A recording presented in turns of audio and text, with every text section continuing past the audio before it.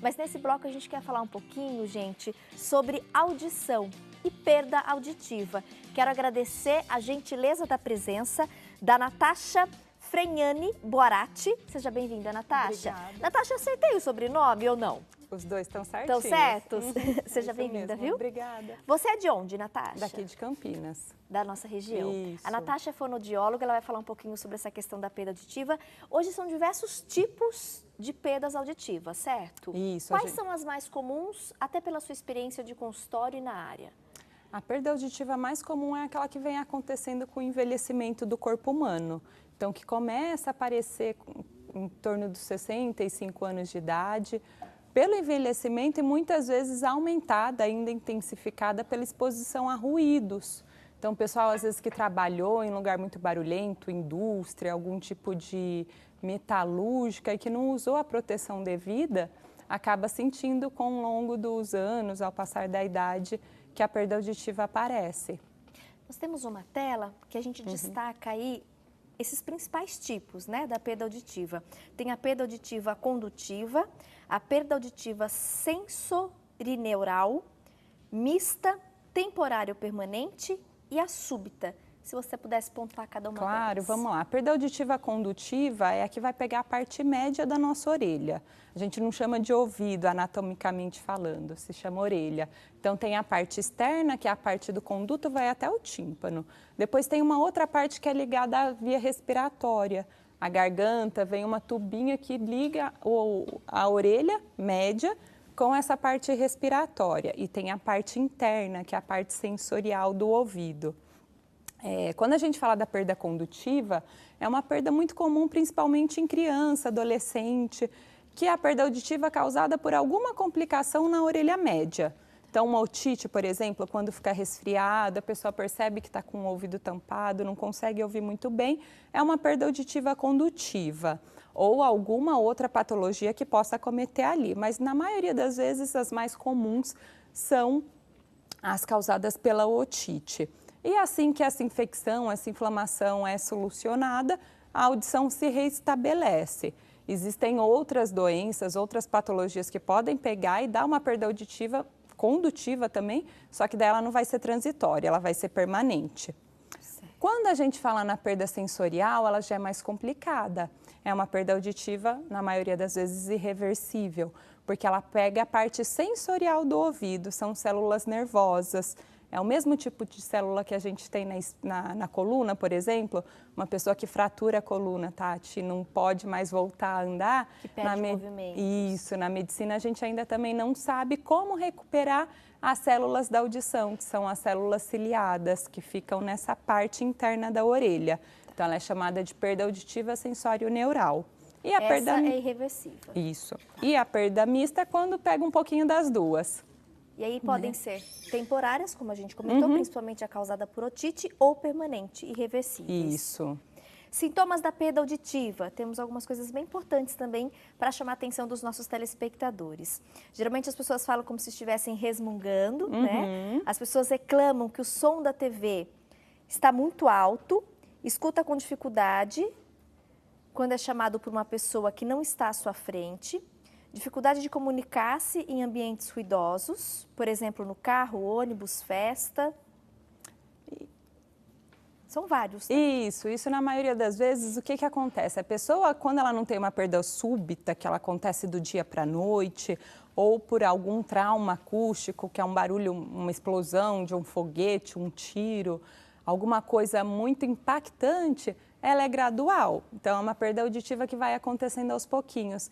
E é muito comum que a própria pessoa não perceba, que ela dependa de uma reclamação de uma pessoa que convive com ela, para começar a entender que ela está com uma perda auditiva. Na maioria das vezes, ela coloca a culpa na outra pessoa. Ah, você que fala mal, você que fala para dentro, parece que fala com uma batata na boca.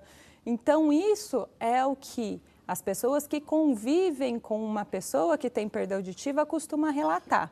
Ah, ele deixa a TV muito alta, a TV incomoda até os vizinhos, mas ele não percebe que está num volume alto. Para ele, às vezes, até baixo. Pede para repetir toda hora. O quê? Não entendi, repete. E quando não procura uma avaliação, um tratamento adequado, o que acaba acontecendo, a pessoa se isola. Então, a atividade social, tudo que envolva a comunicação, principalmente em lugar mais barulhento, é difícil para ela, ela começa a se afastar disso tudo. E é onde as implicações começam a pegar a intervir na qualidade de vida de uma maneira muito mais impactante. A gente tem a continuação da tela com mais alguns pontos, né? Então, os sintomas da perda auditiva. A pessoa pede sempre às pessoas para repetirem o que disseram, que é essa dificuldade mesmo, né, de ouvir. Família, colegas e amigos comentam que você deve estar sofrendo de perda auditiva. Faz uso da leitura labial durante uma conversa. Sente que tem que se concentrar muito para entender o que as pessoas falam ou cochicham. Exatamente. Aí, saindo um pouquinho da perda auditiva no idoso, teve uma vez que eu tive um paciente que ele tinha uma dor tremenda, muito forte nessa região, na região da coluna, região cervical. E na faculdade, ele tinha 17 anos. Super jovem. Super jovem, tinha acabado de... E não descobria o que era essa dor na coluna. Quando ele foi ver, era tensional, de tão difícil que estava sendo para ele acompanhar o professor na sala de aula da faculdade. Logo que ele entrou. Era uma perda auditiva moderada, então não é uma perda auditiva que todo mundo nota que a pessoa tem dificuldade. E como ela vai progredindo com o passar dos anos, às vezes as pessoas vão se acostumando. É natural dele falar um pouco mais alto, é natural dele precisar prestar muito atenção para entender o que dizem. Mas quando, na verdade, isso tudo estava mascarando uma perda auditiva, né? Que interessante. Aí veio o sintoma físico, né? Veio. Então, a dor essa na cervical, nos ombros, mas por ele ficar forçando para tentar ouvir. Foi um jeito que o corpo reagiu, né? De tanta tensão que o ouvir para ele era uma atividade que ele precisava de muita concentração, né? Depois colocou o aparelho auditivo, resolveu. Que bom, né? A gente vai conversar um pouquinho agora, gente, sobre aquela questão dos decibéis, né? Sim. Entender. Temos algumas telas também para a gente poder compreender melhor. Olha só esse material. Esse daqui, a gente vai ver os níveis de ruído, né? Então, o que é confortável, o que não prejudica a audição, mas já começa a ter sintoma auditivo. O que é isso? Às vezes, o volume de um determinado som, ele não é tão forte que vai prejudicar a minha audição, mas ele pode começar a me trazer zumbido, dificuldade de concentração, estresse, irritabilidade que prejudica o sono muitas vezes. E isso, o corpo em constante estresse, pode culminar em outras consequências, né? Então, essa faixa que a gente vê que está vermelhinha, depois ela continua. Até 85 decibéis é onde a gente vai ter uma faixa segura, falando das células ciliadas, daquela parte interna do ouvido, como a gente falou lá no começo, mas que já vai prejudicar a gente de uma outra maneira, né? Então, se manter em lugar barulhento constantemente, o tempo todo, faz com que a nossa concentração piore, nossa irritação aumente, pode vir o zumbido, e isso vai impactando na qualidade de vida também. Olha, gente, a segunda tela. Também com alguns exemplos, né? Isso, aí para a gente ter ideia, né, quem não está muito acostumado a trabalhar com essas medidas, o que seriam 65 decibéis? Um cachorro latindo, pode chegar até intensidades maiores, mas já é um barulho considerável. A nossa fala, normalmente, em torno de 55, por aí. E aí, conforme vai aumentando, esse volume vai ficando mais perigoso. Tanto que se a gente passa dos 85 decibéis, aí é quando a pessoa já precisa usar um tampão, ela tem que ter algum tipo de proteção para poder ficar exposto a esse ruído sem ter prejuízo na audição.